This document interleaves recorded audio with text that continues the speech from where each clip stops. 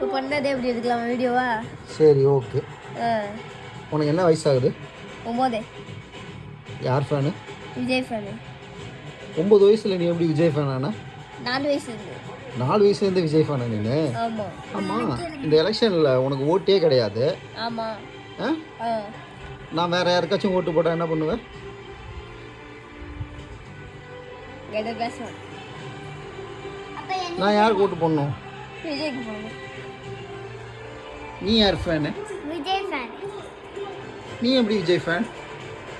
எனக்கு 3 வயசுலேருந்தே தெரியும். விஜய் 3 வயசுலேருந்தே தெரியுமா? விஜய் பிடிக்குமா? ஓகே. இந்த எலெக்ஷனில் யாருக்கு ஓட்டு போடணும்? விஜய்.